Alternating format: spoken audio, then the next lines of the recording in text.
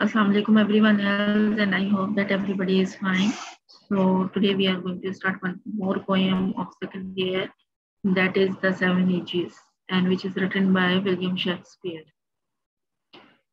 As many times we have discussed about the William Shakespeare, and you may know about that when he was born in 26 April 1564, and then his death time period is 23rd April and 1616. So here have you seen the picture over there? So and then the title of the poem, which is very much clear to you कि यहाँ पे हम क्या जिक्र करने जा रहे हैं, क्या पढ़ने जा रहे हैं, what do we know about this poem? क्या आपको पिक्चर से ही very much it is clear to you that कि एक बच्चा है, जाहिर बात है वो बॉर्न बेबी है, बाबा है, and then letter.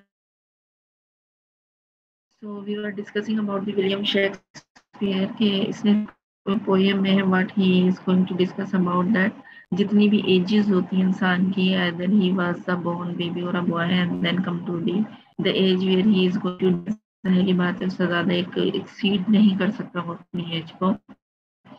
That we are going to discuss all about that. Here we will know something about that all the world's stage and all the men merely players. They have their exist and their entrance, and one man in his name time plays many parts. He acts being seven ages. हम किसी भी शख्स की दुनिया में बात करते हैं so that हर कोई अपने टाइम पे आता है और एक टाइम पीरियड सर्व करके उसने जाना ही जाना होता है. ठीक है, इससे पहले भी जो हमने कल पोएम पढ़ी थी वो एक सॉन्ग से रिलेटेड थी, that is as you like it, and over there he was just discussing about के you will come over there and then you will spend a life all alone and no enemy can be there. So the purpose to spend the life is over there, that wherever you are and whatever you are doing, but there is a specific time period for a human being कि उसने उस time period को spend करना है. अब वो कैसे spend करना है, it is totally depend on a person कि वो कैसे उस टाइम को यूटिलाइज कर रहा है. And after utilising the time, तो वो क्या उसका टाइम आ जाएगा, then he has to leave this world. और इस दुनिया को छोड़ जाने के बाद क्या होगा, obviously after some time the people will start forgetting that person. So next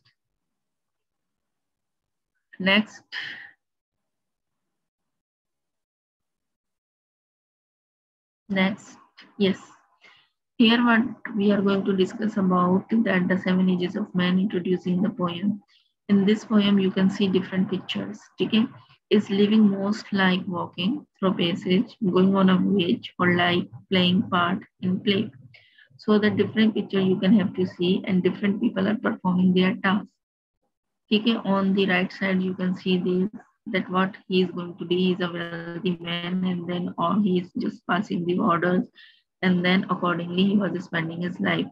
Second pictures में आप देख सकते हैं, it is just like a queen, and then accordingly she is wearing जो भी उसने crown पहना है, dress पहना है. On the other hand, different pictures you can see, different things, different places you can see. So what we are going to discuss over there through passage, going on a voyage, हमने जब जाना होता है, so that whatever the things we are required, so that we will have to take them, like playing parts in a play. ठीक है, इन सबका एक अपना रोल है, एक प्ले में डिफरेंट स्टेजेस को है उन्होंने क्रॉस करना है अपने अपने गिवन कैरेक्टर्स.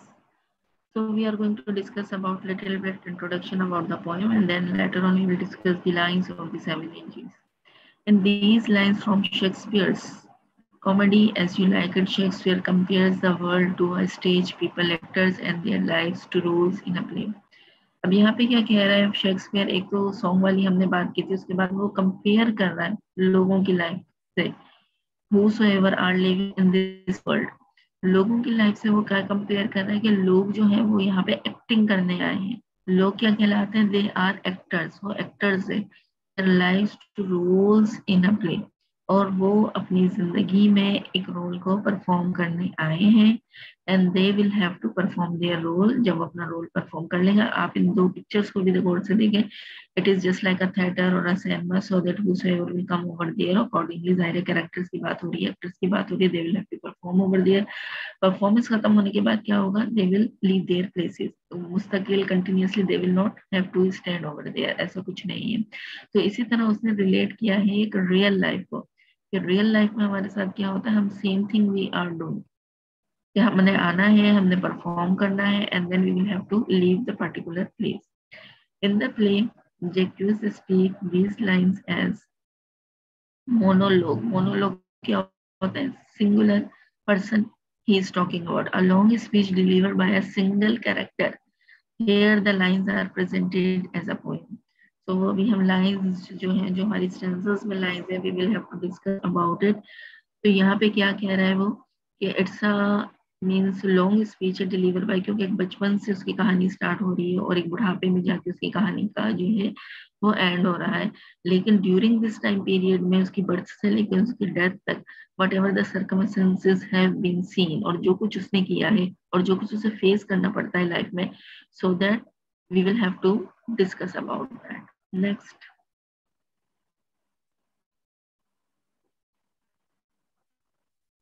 Okay.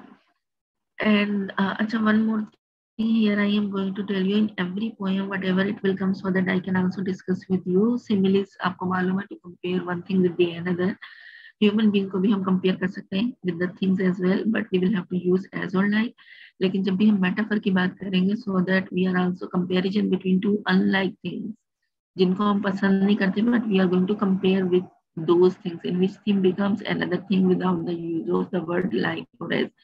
उसमें लाइक और इसको हम यूज भी नहीं करेंगे और हम कंपेयर भी करेंगे, रिजेम्बलेंस कर देंगे. The down of the day is the opening of the unwritten book. ठीक है, अगर हम कुछ नहीं करना चाहते अर्ली इन द मॉर्निंग, तो it is just like a unwritten book, जैसे एक किताब तो पूरी हो बट उसमें कुछ भी ना लिखा हुआ हो. ठीक है, so this is a very nice example of the metaphor.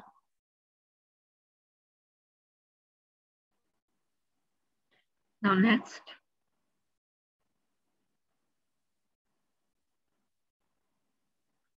Next जी, अब इसमें मेटाफर को मजीद एक्सटेंड किया गया है. The comparison developed ever several lines of the writing. The hours of climbing sun are paraphrased, a paragraph seeking their conclusion, and a sunset is the final page of the day. अब ये क्या कह रहे हैं, comparison कर रहे हैं hours को. ये आवर्स जो है of climbing sun are paragraph seeking their conclusion, यानी चढ़ते जा रहे हैं, चढ़ते जा रहे हैं, चढ़ते जा रहे हैं, till the end will not come, and sunset is the final page of the day. लेकिन वही जो सूरज की रोशनी है, that can be the final page of the day. जाहिर बात है, सूरज ने ढलना भी होता है, खत्म भी होना होता है, और सूरज ने निकलना भी होता है. इसी तरह हमारी लाइफ जो है, जिस तरह सूरज निकलता है हमारी लाइफ शुरू हो जाती है, और जिस तरह सूरज ढल जाता है हमारी लाइफ एंड की तरफ जाना शुरू हो जाती है. नेक्स्ट.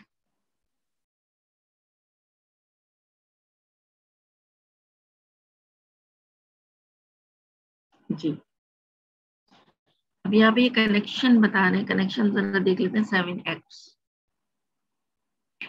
ठीक है, that how long this poet imagines the play of your life is going to be. मतलब अगर आप शेक्सपियर की कोई भी पोएम, कोई भी ड्रामा लेकर आते हैं सामने, तो उसमें एक रियलिटी का टच है. ठीक है, और रियलिटी के टच के बगैर ही डिडंट राइट एनी पोएम. कहीं पे भी कोई सी भी poem you will see any of the poem, so that you will have to find it out that the reality touch is in the poem. अब यहाँ पे क्या कह रहा है, according to Jaques, pronounce JAH, a character in Shakespeare's comedy as you like it, you are now in the middle of the second act of your life. उस song के बाद ये क्या कह रहे हैं कि आपका मिडिल है या सेकंड एक्टर, मतलब आप परफॉर्मेंस कर रहे हैं, आप एक्ट कर रहे हैं वहां पे. Before you read what he predicts about the rest of your life. आप क्या सोच रहे हैं अपनी लाइफ के बारे में, कि जिंदगी जो है वो कैसे खत्म होगी. ट्राई टू सेकंड गेस है, आपको नहीं पता कि अगले ही लम्हे क्या होने वाला है, आप कैसे गेस कर सकते हैं. Write down what you think are the 7 stages of a person's life. अगर हम प्रेडिक्ट करें, अगर हम सोचें, तो हमारे जहन में क्या आता है कि हाँ भाई, बच्चा था, वो बड़ा हुआ, वो जवान हुआ, और फिर बूढ़ा हुआ, उसकी डेथ हो गई. लेकिन यहाँ पे बात खत्म नहीं हो जाती. यहाँ पे हमें ये भी रियलाइज करना है कि अपनी अपनी स्टेजेस के साथ, अपनी अपनी लाइफ के साथ, how the person can spend their life. मतलब खाली पैदा हो जाना और खाली मर जाना is not a purpose of life. आप यहाँ पे आ रहे हो, what you are going to perform over here, that is the matter. ये चीजें मैटर करती हैं. So that in the stages he is just discussing कि अगर हम इस दुनिया में आ जाते हैं तो ये पूरी दुनिया क्या है, एक तमाशे की जगह है, whatever you will do everybody will talk about you. ठीक है, तो हमें वो करना है what we want to do. Next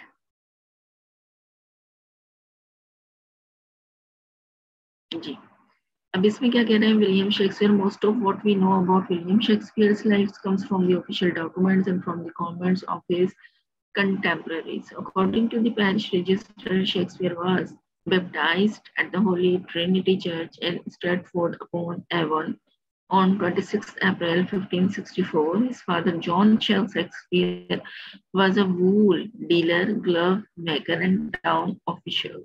His mother was an heiress from a family of high social standing. ठीक है, यहाँ पे थोड़ा सा इंट्रोडक्टरी मैंने रिपीट किया कि when he was born, उसके फादर जो थे वो क्या थे, वो वूल डीलर थे किसी टाउन में, एंड देन उसकी जो मदर थी वो हेयरस थी, and then she also belongs to the social standing, means high standing family, high family. ठीक है, सो नेक्स्ट,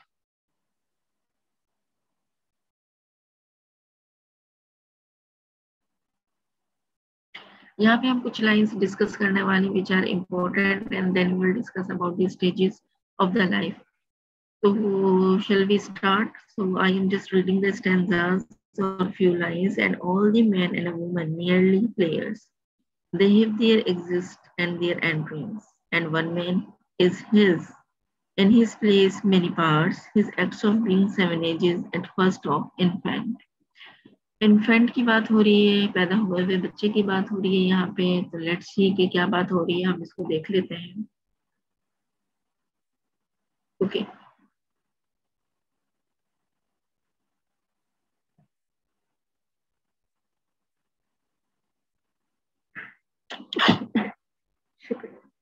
जी, इसमें क्या बात हो रही है, in the opinion of the poets man's life on earth is like a big drama. यानी कि एक बच्चा इस दुनिया में आ गया है और ये दुनिया वालों के लिए क्या है, जस्ट लाइक एन एक्टर। क्या वो दुनिया में आया, अब उसकी परफॉर्मेंस शुरू होने वाली है after some time, in which man and woman plays their parts before their death. और वो परफॉर्मेंस जब तक चलती रहेगी, चाहे वो मर्द हो चाहे वो औरत हो, मेल फीमेल हुसोएवर इज, जब तक उनकी डेथ का टाइम नहीं आ जाता। Man has to play many parts before their death. Man has to play many parts of his life has been divided into 7 parts. और वो क्या है, एक इंसान, मतलब जो परफॉर्मेंस है उसकी, वो कई किरदार अदा कर रहा है। कहीं वो बाप का किरदार अदा कर रहा है, कहीं वो बेटे का किरदार अदा कर रहा है, कहीं वो भाई का किरदार अदा कर रहा है, कहीं वो हस्बैंड का किरदार अदा कर रहा है। यानी उसके जो रोल्स हैं, उसके जो पार्ट्स हैं, वो खत्म नहीं हो रहे, वो कहीं ना कोई रोल अपना अदा कर रहा है। The world is just like a stage of theater. All persons being players are given different roles. अब ये जो प्लेस है उसके लिए क्या है, सिंपली अ थिएटर, कि वो आ रहा है और अपनी परफॉर्मेंस कर रहा है। All persons being players are given different roles. जितने भी दुनिया में लोग हो, उन सबको अलग अलग टास्क दिया जा रहा है। सब एक जैसे काम नहीं कर रहे होते, सब अपने अपने मुताबिक, अपने मेंटेलिटी के मुताबिक काम कर रहे होते हैं। Every individual plays a definite role during his life. और हर कोई, हर इंडिविजुअल जो है वो बहुत अच्छा रोल जो है अपनी लाइफ में परफॉर्म कर रहा होता है, according to them, which normally consist of 7 parts of it, जो कि 7 पार्ट पे एक्ट करता है वो। ठीक है, क्योंकि अपने टाइम पीरियड के लिहाज से, अपनी एज के लिहाज से, उसके जो माइंड है, उसकी जो एक्टिविटीज है, उसमें चेंजेस आना शुरू हो जाती है।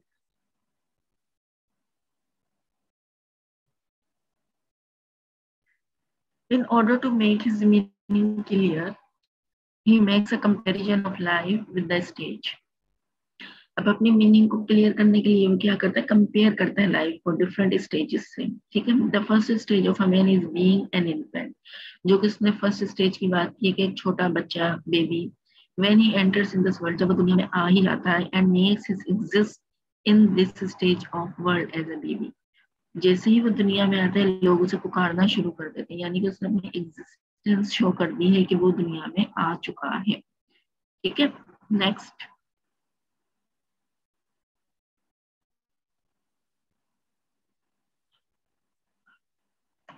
जी, Maveling and pucking in the nut's arm. Then the winning schoolboy with his stature. and shining morning face, sleeping like a snail, unwillingly to school, and then the lover, sign like furnace with a woeful ballad. ठीक है, अब यहाँ पे Shakespeare क्या बात कर रहा है? He says that each human being performs 7 parts in this drama on the stage of the world. He makes his entry as a baby who is fully dependent upon others. जब भी कोई बच्चा पैदा होता है तो जाहिर बात है खुद तो काम करना शुरू नहीं करेगा, ऑब्वियसली वो डिपेंड करता है लोगों पे, और स्पेशली जब हॉस्पिटल में होता है तो वो नर्सिस के हाथों में होता है. This stage ends when the infant grows into school, और ये स्टेज इसकी कब खत्म हो जाती है? Until and unless जब तक बच्चा स्कूल जाना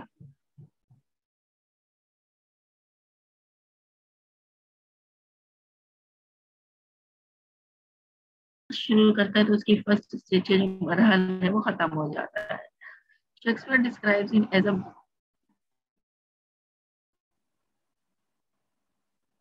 Shakespeare described him as a boy having his fresh like morning with his bag hanging on his side, walking privately to school. In the beginning, he does not like going to school, but gradually his thinking changes when time passes.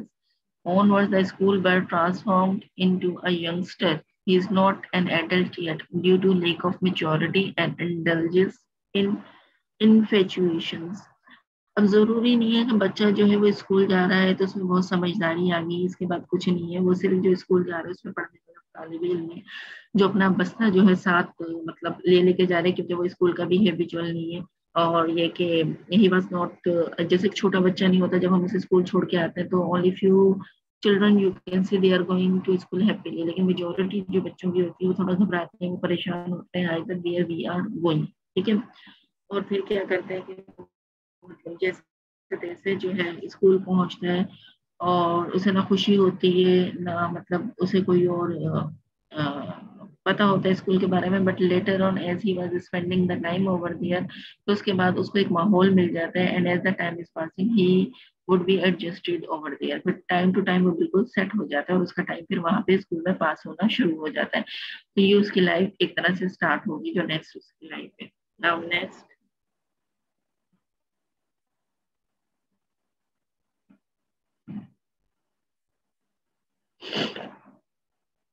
जी, यहाँ पे हम क्या बात कर रहे हैं?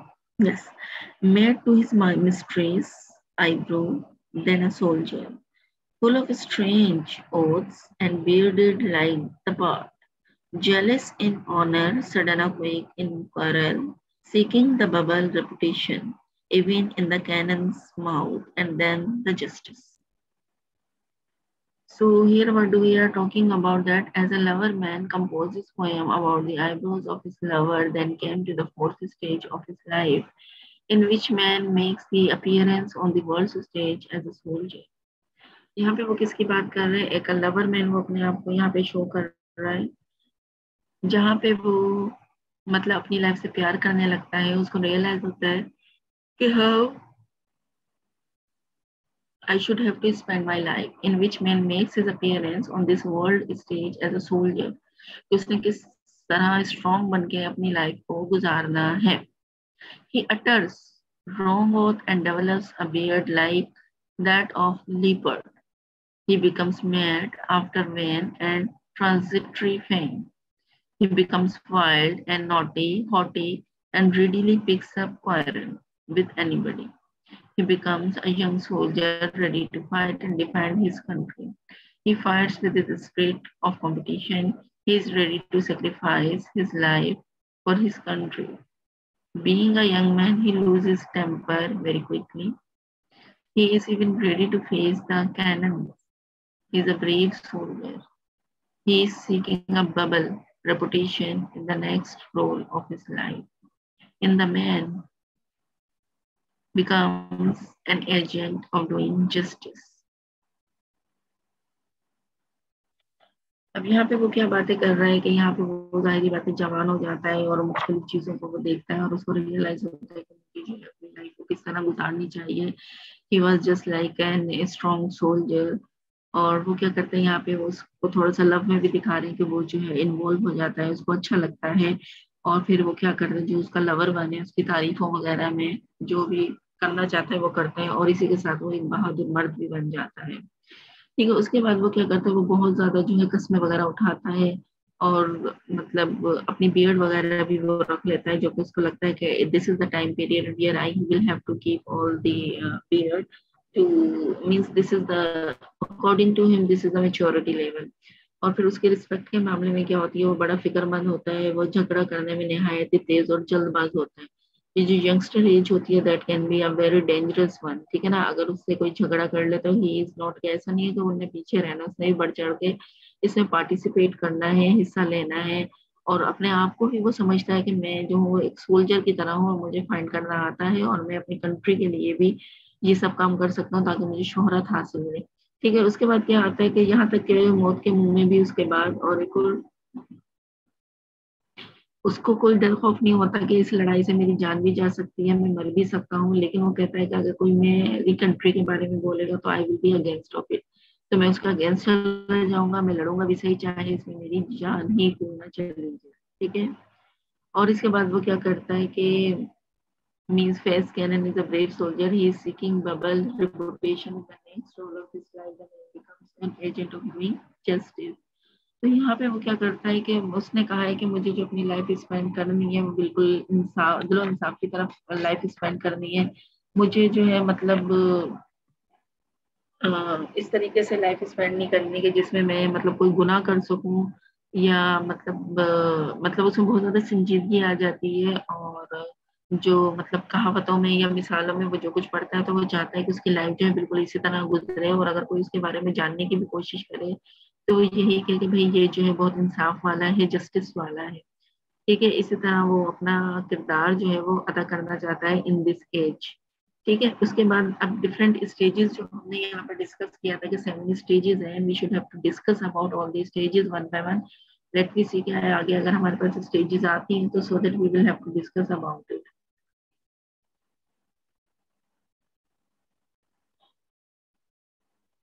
Next.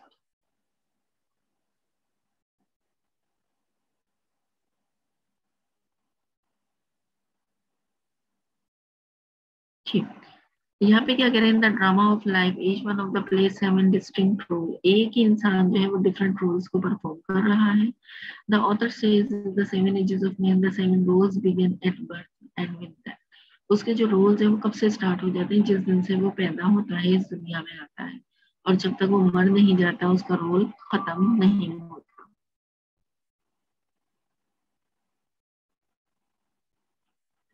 तो यहाँ पे वो क्या बात कर रहे हैं, birth marks the entry of man in the first stage of life, an infant in the caretaker's arms is just a helpless child learning to survive.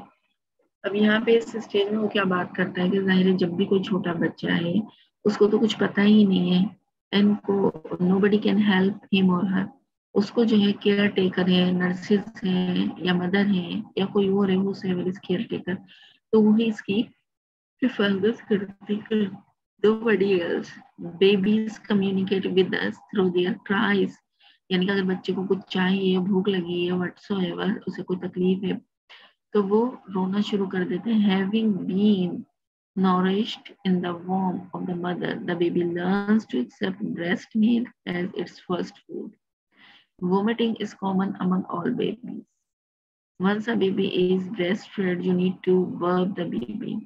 In the process, babies throw up some milk since babies do not do nothing most of the day other than crying and spitting.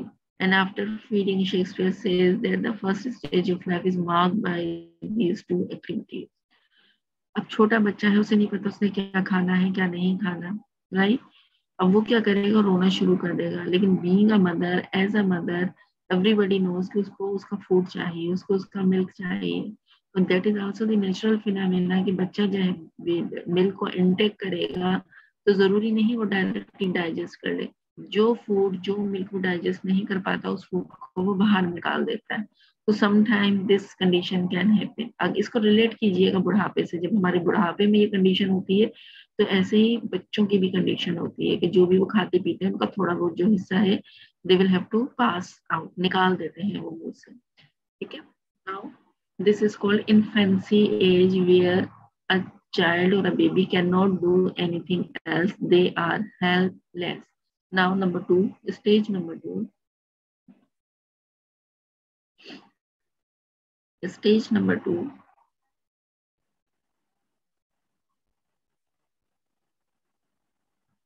Ji, stage number 2 पे इन्होंने क्या दिखा है, school boy, यानी कि वो बच्चे ने अब स्कूल जाना शुरू कर दिया. At this stage of life the child is introduce the world of discipline, order and routine. The carefree day of infancy are over and schooling brings about regimen in the life of a child.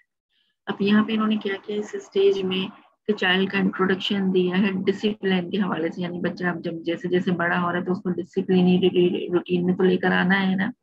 अब बच्चा क्या है, care free है, ठीक है, infancy है overall schooling में, ठीक है. अब वो क्या करता है, अपनी लाइफ में चेंजेस देखता है. Naturally the child takes the winning and the complaining about the forced routine.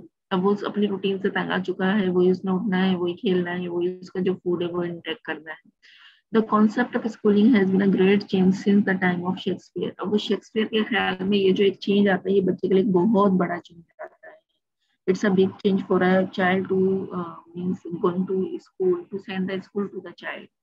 In the Shakespeare time, school was a forced practice, usually overseen by the church. Depending on the status of the parents, a child went to either a grammar school or a monastic school. Okay? The school began at sunrise and lasted the whole day. Punishments were common and often harsh. यानी अब उस मर्जी है कि वो उन्होंने किस वक्त जो है बच्चे को भेजना है, फोर्सफुली भेजना है, या बच्चे को पहले उनका ब्रेन वॉश करना है, उसके बाद ही उन्होंने बच्चे को भेजना है. It is totally depending, it is totally parents responsibility कि वो कहीं ग्रामर सीखने के लिए बच्चे को भेजना चाह रहे हैं, या वो मोनेस्टिक के लिए बच्चे को भेजना चाह रहे हैं, क्या वो होल डे के लिए बच्चे को भेजना चाह रहे हैं. And the punishments are common. बच्चा जब भी कोई मिस्टेक्स करता है, चाहे वो रनिंग कर रहा हो, चाहे वो कोई चीज डिस्ट्रक्ट कर रहा हो, तो बहुत ज्यादा हार्श एंड फास्ट रूल नहीं होते, लेकिन चिल्ड्रन को भी डांट पड़ जाती है.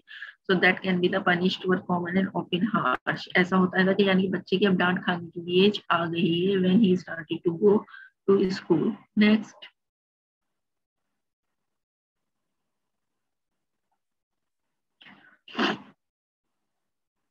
modern schools are quite unlike their ancient counterparts. While some kids still whine and complain about going to school. ये सही कह रहा है, सही लिखा हुआ है यहाँ पे कि मतलब सारे बच्चे ऐसे जिनको कंप्लेन होती है कि हमारी टीचर ने हमारे साथ ऐसा किया और वो स्कूल नहीं जाना चाहते. Many actually love school because of play while you learn. और बहुत सारे बच्चे स्कूल जाना चाहते हैं क्योंकि वो वहाँ पे खेलते हैं और खेल खेल में वो बहुत कुछ सीख भी जाते हैं. Approach to schooling. Modern day schools have taken a holistic approach to education. Children are taught through role plays, visual presentation, demonstration and games. अब बच्चों को सिर्फ एक तरीके से हमने नहीं पढ़ाना, एक तरीके से हम किसी को भी पढ़ाएंगे. We are getting bored. हमने यहाँ पे बोर हो जाना है. ठीक है, अब यहाँ पे इन्होंने वैरायटीज दी हुई है बच्चों के एजुकेशन के लिए कि हमने उन्हें रोल प्ले भी करवाना है, हमने उन्हें विजुअल प्रेजेंटेशन भी दिखानी है, कोई भी हमने कार्टून वगैरह दिखाना जिसके पास में प्रेजेंटेशन ले ली. हमने उनको डेमो करके दिखाना है कि बेटा चलो डेमो है, मतलब अगर हमने पानी जग से ग्लास में डालने कैसे डालना है, अगर कोई हमारे पास फ्रूट है तो उसको पील ऑफ कैसे करना है. उसके अलावा क्या कह रहे हैं, home schooling is another option that the most parents prefer to formal schooling. और दूसरी मतलब हमारे पास आ जाती है कि बच्चों के लिए जो ट्यूटर है उनको घर में ही बुला लिया जाए और स्कूल जैसी एजुकेशन जो है वो वहाँ पे हासिल करें. तो with the abundance of the online resources, modern education has extended the boundaries of learning. लेकिन आपको पता है जब से रिसोर्सेज हमारे पास आई हैं ऑनलाइन की, और that is also called the modern education, तो उससे क्या है हमारी जो बाउंड्रीज है सीखने की वो एक्सटेंड हो गई है, वो बढ़ गई है. हमारे पास अब एक ही तरीका नहीं है कि हम बच्चों को स्कूल भेजेंगे वहां से पढ़ के आ जाएगा, या किसी टीचर को घर में इधर ट्यूटर लगा लेंगे तो वो वहां से हमारा बच्चा तालीम हासिल कर लेगा. ऐसा नहीं होता. Now there are minimum resources. By the help of those resources, the children are able to get their education. Next,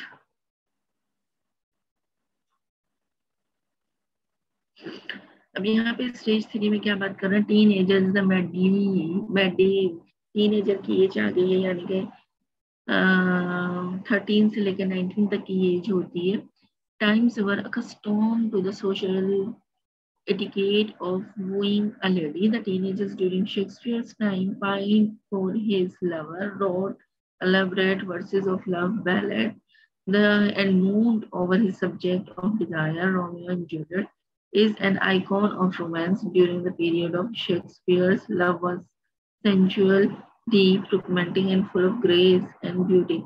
अब यहाँ पर टीन एज में वो क्या बात कर रहा है कि शेक्सपियर जो है वो टाइम पेन कर रहा है, यानी कि वो जो है वो इन्वॉल्व हो जाता है, फॉल इन लव में इन्वॉल्व हो जाता है, और वो फिर बहुत सारी जो नज़में वगैरह होती हैं अपने मतलब लवर के लिए वो लिखना शुरू कर देता है. बहुत सारे गाने जो है वो सिंगिंग शुरू कर देता है, लिखना शुरू कर देता है.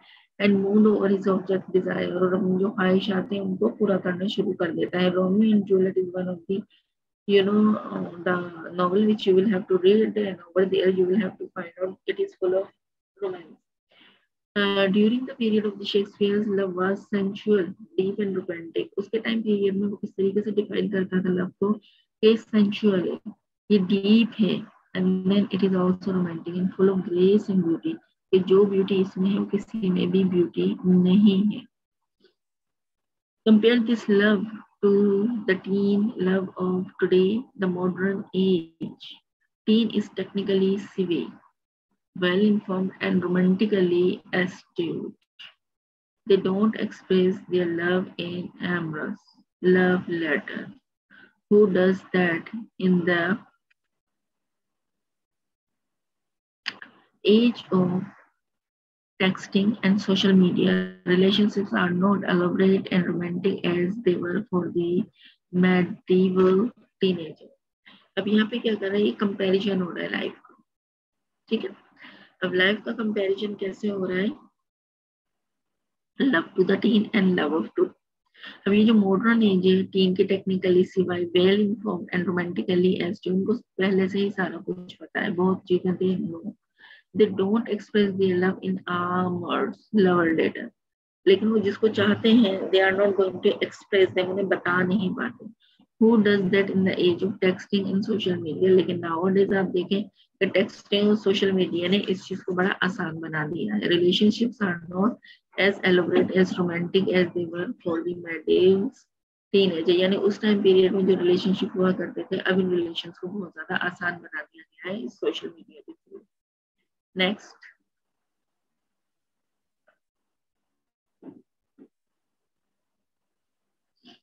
अब ये क्या कह रहे हैं, the youth of today is far more individual, centric and independent than those in Shakespeare's time. Back in those days, relationships were nurtured towards matrimony. Nowadays, marriage is not necessarily the goal of every romantic affiliation. There is more sexual expression and less adherence to social structure such as monogamy. अब यहाँ पे वो इस चीज को bound नहीं कर रहा कि किसी भी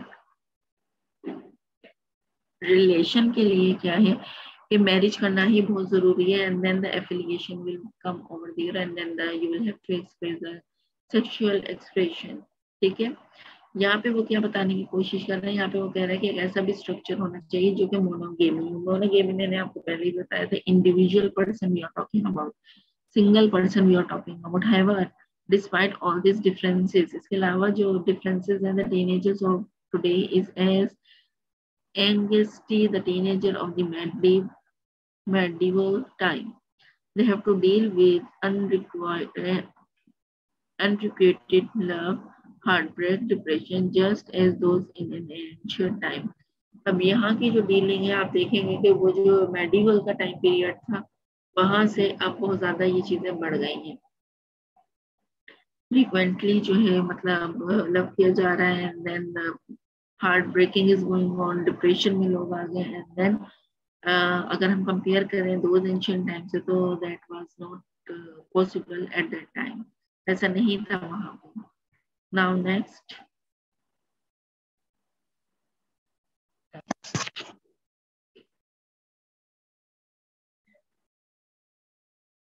नाउ स्टेज जो है अब हमारे पास वो आ रही है यूथ की स्टेज, ये है हमारे। और इस स्टेज में क्या कर रहे हैं, the next stage Shakespeare's talk about the poem is that of a young soldier. In old England, young men were trained of combat. The young soldier developed the attitude of brash courage, raw passion mixed with the impetuous temper and the characterized by unwarranted rebellion. ये जो teen age से निकलने के बाद की जो इसकी as है, बड़े होने की जो एज है, या मोस्ट यंगस्टर जो एज है, तो फिर वो क्या कह रहा है, यहाँ पे वो कह रहा है कि ही वॉज ट्रेंड इनफ, यानी कि उसको ऐसा लगता है कि अब मेरे अंदर वो सारी एबिलिटी है, and by the help of those ability I can do and I can spend my life according to me. ठीक है, मुझे किसी किस्म की किसी से हेल्प लेने की या किसी की नीड नहीं है, मुझे मालूम है how my life is going on and how I should have to spend my life. वो अपने आप को काफी बहादुर फील करता है। Then the youth of today have the same zeal and energy of for rebellion. They are far more expressive, vocal, and assertive about their rights. Though, though the youth of today would not necessarily but enlisted for service in the army. They have enough avenues to form social groups to fight for a political or social cause. With social media platforms and the global reach of mass, young can reach their voice to the far corners of the world. A widespread reaction is almost instantaneous because of the global reach and effectiveness of the propaganda.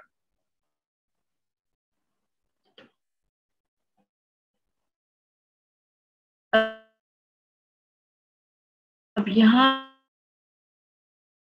इस as में कौन सी बात हो रही है, यहाँ पे हो रही है उसके यूथ एज की, इस तरीके से वो आपको जो है ना आ जाती है, और वो मतलब इस तरीके से अपना किरदार अदा करना चाहता है कि जो आने वाला जमाना है वो उसे अच्छी तरह याद कर सके। ठीक है, और उसको ऐसा लगता है कि मैं अभी जिस प्लेटफॉर्म पे हूँ, सोशल मीडिया के मैं जो प्लेटफॉर्म पे हूँ, तो मैं इंटरनेशनली ग्लोबलाइजेशन, लोग मुझे जो है ना मतलब चाह रहे हैं, मैं मास मीडिया पे आ चुका हूँ और मेरी जो वॉइस है वो पूरी दुनिया में जा रही है। तो वो अपना रिएक्शन इस तरीके से देता है जिस तरीके से उसको लगता है कि मैं मतलब बहुत ज्यादा एक खास इंसान हूँ इस दुनिया में आया हुआ, who wants to perform their duty fruitfully, actively for the sake of their country. Next. Middle age में क्या होता है, इसके साथ आपको भी मालूम होता है क्या होता है मिडिल एज में। लेट मी सी कि क्या हो रहा है मिडिल एज में। मिडिल एज जो होती है हमारी has hardly change over the century. Middle age is the time when men and women settle down and kids, family and career take precedence over personal indulgence. Age brings wisdom and the sense of peaceful acceptance of realities of life. Clear है? ये वो as होती है जिसमें हर एक को अपना घर बनाने की होती है, कि यानी they should have to marriage, उनकी भी एक अपनी फैमिली हो, उनके भी अपने बच्चे हों, और वो अपनी लाइफ जो है बहुत अच्छे तरीके से गुजारें। और इस लाइफ में जो हर्डल्स आ रही हैं they should have to accept it, तो उनको पता है कि this is the reality of life, कि मुझे इसे एक्सेप्ट करना ही करना है, this is the big reality of life. Idealistic values get pushed behind while practical consideration become important. While the middle-aged men and women of today have more options to further personal or professional interests, perhaps the middle-aged and had fewer such points had not surprisingly even less so the medieval women. अब यहाँ पे वो क्या कह रहे हैं कि ये जिंदगी की एक बहुत बड़ी रियलिटी है और हमें जो है अपनी लाइफ को इसी तरीके से गुजारना है। लेकिन इसके साथ साथ वो क्या कह रहे हैं, जो मिडिल एज के मतलब मेंस और वुमेन जो होते हैं, and they are having the more option.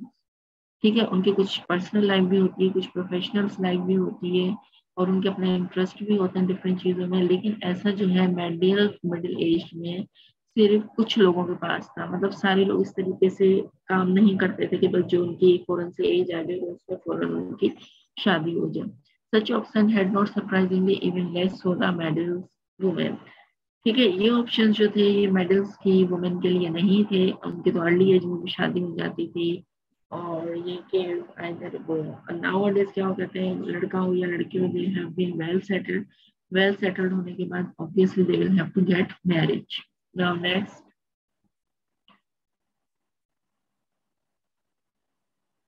Old age पे अब यहाँ पे हम आ जाते हैं। ओल्ड एज पे अब सबको पता है कि इंसान को खुद भी पता चल जाता है कि अब मैं जो हूँ, मतलब मेरी एज जो है वो क्रॉस हो गई है और I am unable to more and मोर।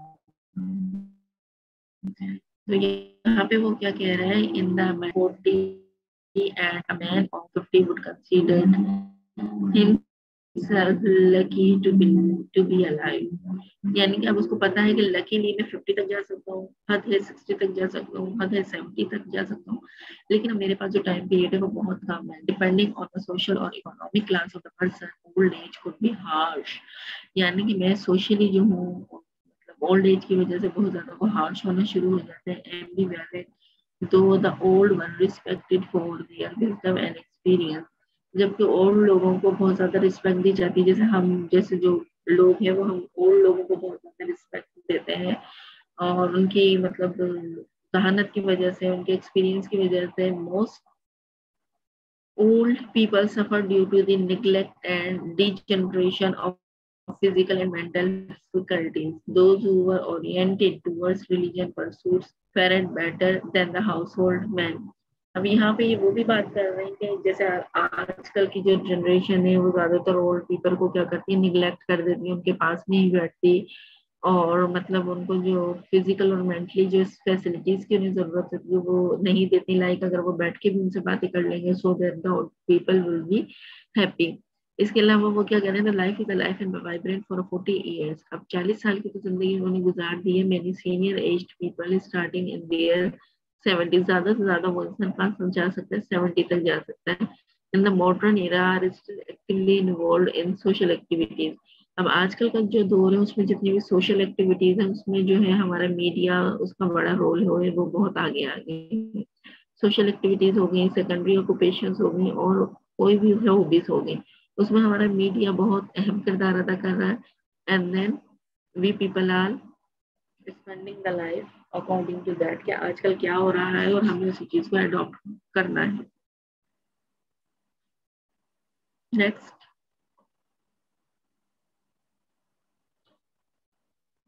अब इसमें क्या कह रहे हैं, also there are good retirement plans for the financial devices available make old age comfortable. अब ओल्ड एज में तो वैसे ही रिटायरमेंट हो जाती है और कुछ टाइम पीरियड भी होता है, तो ओल्ड पीपल क्या फील करते हैं कि we should have to take some rest, कि हमें रेस्ट कर लेना चाहिए और रिटायरमेंट ले लेनी चाहिए। It is not uncommon for a healthy and a young at heart senior citizen to go on a trip around the world, enjoy gardening or golf, and even continue to work, pursue higher education if they so desire। जरूरी नहीं है वो वहां से क्या करें, एक मतलब रिटायरमेंट ले लें, बल्कि इसके अलावा भी वो क्या कर सकते हैं कि रिटायरमेंट लेने के बाद अपनी कंफर्टेबल लाइफ को गुजार सकते हैं, जो कि सबके लिए कॉमन नहीं होती। वो अपनी हेल्थ का ख्याल रखें वो, और जो उनसे बड़े या छोटे हैं वो उनका ख्याल करें। अगर वो जाना चाहें तो पूरी दुनिया के विजिट पर भी जा सकते हैं, गार्डनिंग को भी इंजॉय कर सकते हैं, गेम्स को भी इंजॉय कर सकते हैं, लाइक गोल्फ हो गया। इसके अलावा वो अगर मजीद आगे पढ़ना चाहते हैं तो वो हायर एजुकेशन भी पढ़ सकते हैं। इसके अलावा एक्सट्रीम ओल्ड एज में जब हम आ जाते हैं, जब हमारे पास कुछ नहीं बचता और बहुत डिफिकल्ट होता है हमारे लिए इस लाइफ को गुजारना, तो कहलाती है एक्सट्रीम ओल्ड एज। उसमें क्या होता है हमारे साथ, what Shakespeare talks about in this stage of a man is an extreme from the ageing. जाहिर आगे बढ़े जा रही है, where the person is no longer able to perform basic task such as bathing, eating, going to the toilet. ये जो हमारी basics needs हम इनको भी फुलफिल नहीं कर पाते, हम ना बात ले पाते हैं, हम ना सही से खाना खा सकते हैं, हमारे लिए बड़ी प्रॉब्लमेटिक लाइफ है। Physically friendly and incapacity no longer how they okay to treat old people as they senile. अब वो लोग सिनाइल है, उनको पता होना चाहिए कि हमें इन लोगों को किस तरीके से ट्रीट करना है। हमने उनका मजाक नहीं उड़ाना कि they are unable to do, हमने उनको किस तरीके से ट्रीट करना है कि पीपल आर कॉल्ड सिनाइल। और यही शेक्सपियर का कहना है कि मतलब it was quite okay to treat old people as nile, यानी कि वो एक छोटे बच्चे की ही तरह है. In fact in the Elizabethan era where insultment and discrimination against women were highly prevalent, ageism was hardly considered a problem. Old people were treated as little children, and Shakespeare describes this stage as a second childhood. It was socially acceptable to treat the old or the distant. अब यहाँ पे वो क्या कह रहे हैं, ageism की बात कर रहा है, और वो इस प्रॉब्लम को जो है वो एक्सेप्ट कर रहा है कि जितने भी ओल्ड पीपल हैं उनको अब हमें उसी तरह ट्रीट करना है जिस तरह के हम छोटे बच्चों को ट्रीट करते हैं. इसके अलावा शेक्सपियर क्या कह रहा है, और उनकी प्रॉब्लम्स को कंसीडर भी कर रहा है. ठीक है. इसके अलावा वो क्या कह रहा है कि इनकी जो जितनी भी सोशली या जितनी भी बेसिक नीड्स हैं उनको हम ही ने फुलफिल करना है. अगर हम फुलफिल नहीं करेंगे then there is no purpose to come in this way. ठीक है. So next, today's modern society is more human and sensitive to seniors, though ageism still exists and are prevalent in many spheres. With growing awareness, senior sense teeth, sense eye, sense test still live with the dignity that ought to be afforded to the elderly. यहाँ पे ये क्या बात कर रहे हैं, modern society की बात कर रहे हैं ह्यूमन की, कि वो बहुत ज्यादा सेंसिटिव भी होती है, लेकिन बहुत कुछ उन्हें इस स्टेज में पता भी होता है, क्योंकि जाहिर बात है उन्होंने पूरी लाइफ अपनी बहुत अच्छी गुजारी भी होती है, तो they are kindly most senior people.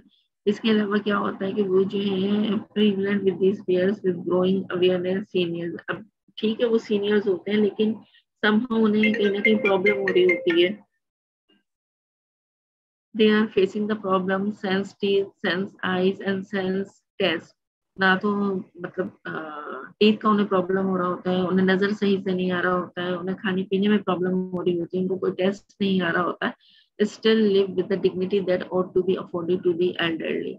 और मतलब उनके लिए ये बड़ा एक टफ टाइम होता है कि how they will have to afford it to the elderly, कि मतलब किस तरीके से बड़ों को हम ट्रीट करें, उनको बुरा भी ना लगे और ये कि उनके सारे काम भी हो जाए. क्योंकि being a normal human being हमें तो पता है हमें टेस्ट आ रहा है, हमें नहीं आ रहा है, हमें कैसे खाना है, क्या खाना है, पका के खाने में रेडीमेड मंगवा लेना, एवरीथिंग वी नो. लेकिन अगर एक ओल्ड पर्सन है और वो सही से सुन नहीं सकता, सही से बोल नहीं सकता, सही से देख नहीं सकता, so this is our responsibility कि उसको ट्रीट कैसे करना है, how to treat those old people. Next.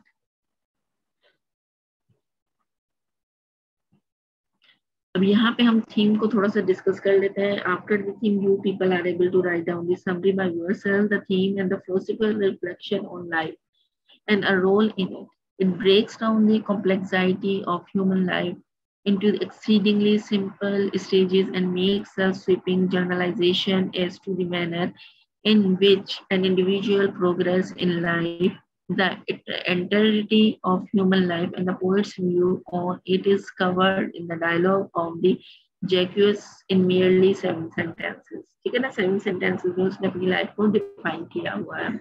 The dialogue stands as a strong case of the poet's argument of the futility of life. We see the emotions well explored in the play.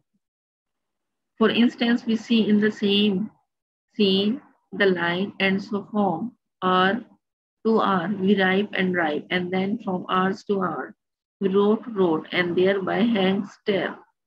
This all the more validates and the sentiments of futility of life expressed in the dialogue. अब यहाँ पे ये क्या बात कर रहा है 7 ages की, अगर हम थोड़ा सा इसको कंसीडर करें तो what we are going to discuss about it, कि ये जो हमारी पोएम है ये 7 किरदारों पर डिफाइन की गई है, 7 किरदारों पर मुश्तमिल है, और एक इंसान का जो किरदार है वो डिफरेंट एस्पेक्ट से पूरा कर रहा है. ठीक है. और वो यहाँ पे बताने की कोशिश कर रहा है कि यहाँ पे जो दुनिया है ये यहाँ पे एक तमाशा है, लोग जो है सिर्फ बोलने के लिए आए हैं यहाँ पे, लेकिन उसके साथ साथ वो यहाँ क्या कर रहा है कि उसने उनकी परवाह किए बगैर अपना जो उसका टास्क है उसको अच्छे तरीके से परफॉर्म करना है, और उसको परफॉर्म करते हुए whosoever wants to see them, यानी कि वो एक स्टेज पे आया हुआ है, जो चाहता है उसको देखे, जो नहीं चाहता वो उसको ना देखे. फिर इसके अलावा क्या है, एक नॉर्मल ह्यूमन बीइंग की बात की है कि वो बहुत सारे किरदार अदा करता है, वो कोई एक किरदार अदा नहीं करता. उसकी जहानतें और सलाहियतें, जिस तरीके से वो काम करता रहता है, उसकी जहानतें उसकी सलाहियतें जो है वो बढ़ना शुरू कर देती है, उसका काम जो है वो मतलब एक्सपीरियंस गेन करना शुरू कर देता है, और जैसे जैसे वो एक्सपीरियंस गेन करते हैं वो दूसरे नेक्स्ट मतलब अपने कैरेक्टर की तरफ चला जाता है, नेक्स्ट किरदार की तरफ चला जाता है वो उसको परफॉर्म करने के लिए। इसके अलावा क्या कह रहे हैं यहाँ पे, और वो अपना किरदार जब तक अदा करता रहता है जब तक उसकी डेथ ना हो जाए। ठीक है, नेक्स्ट। यहाँ पे अगर आप इस पिक्चर पे भी फोकस करें, that can be not the clear picture but somehow you can सी कि वही वो पिक्चर है जो पिक्चर आपको पीछे दिखाई गई थी, इंट्रोडक्शन में दिखाई गई थी कि एक छोटा बेबी होता है। ठीक है, उसके बाद वो स्कूल गोइंग जो है चाइल्ड बन जाता है, उसके बाद वो टीन एजर की एज में आ जाता है, उसके बाद वो यंग बॉय बन जाता है, उसके बाद वो मैन वाली कंडीशन में आ जाता है, उसके पास रिस्पॉन्सिबिलिटी होती है, अपनी फैमिली की रिस्पॉन्सिबिलिटी होती है, बच्चों की रिस्पॉन्सिबिलिटी होती है, सोसाइटी की रिस्पॉन्सिबिलिटी होती है।